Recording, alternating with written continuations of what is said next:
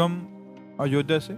महाराज जी, जैसे भगवान श्री कृष्ण भगवत गीता में उपदेश करते हैं कि शरीर रथ है, मन सारथी है और आत्मा रथी के रूप में नहीं, विराजमान है। गलत गलत बोल रहे हो।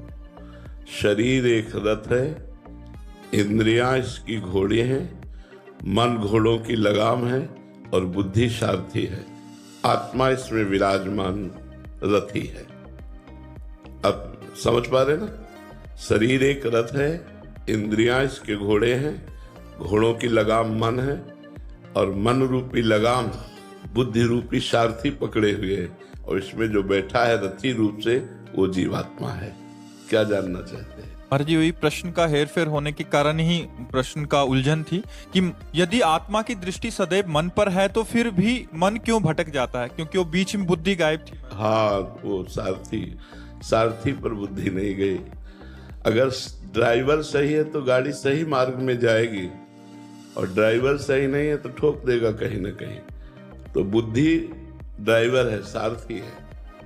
वो मन रूपी लगाम को खींचे रहे और इंद्रियों के घोड़ों को सत मार्ग में लगाए तो आत्मानंद का अनुभव हो जाए, भगवदानंद का अनुभव हो जाए। यहां उल्टा हो गया है।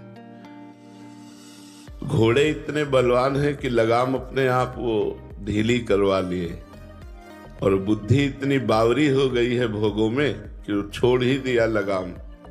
मन की गुलाम हो गई बुद्धि। इसलिए हमारी दुर्गति का चांस बन रहा है। विषय इंद्रियों को आकर्षित कर लिए, इंद्रियां मन को अधीन कर लिया, मन बुद्धि को अधीन कर लिया, सारथी असमर्थ हो गया, ड्राइवर नशे में हो गया। अब वो गिरेगा। जबकि ऐसा होना चाहिए कि बुद्धि मन रूपी लगाम को शक्त और इंद्रिय रूपी घोड़े बिल्कुल सही मार्ग पे चले। देखना, इंद्रियों के न घोड़े भगे, रात दिन इनमें संयम के कोड़े लगे। रात दिन नियम संयम के द्वारा हम अपने इंद्रिय रूपी घोड़ों को पवित्र मार्ग में चलाएं। तो हमारी पहले बुद्धि पवित्र होनी चाहिए।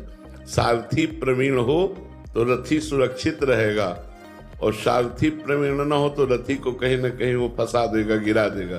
तो हमारी जो जीवन सारथी है वो बुद्धि है, और वो बावरी हो चुकी है, पागल हो चुकी है, क्योंकि वो भोगों का चिंतन कराती है। वो भोगों को ही सुख मानकर निश्चय कराती है। तो मन संकल्प विकल्प भोगों का करता है, तो भोगों में कहीं सुख और शांति है नहीं। सुख और शांति तो परमात्मा में है।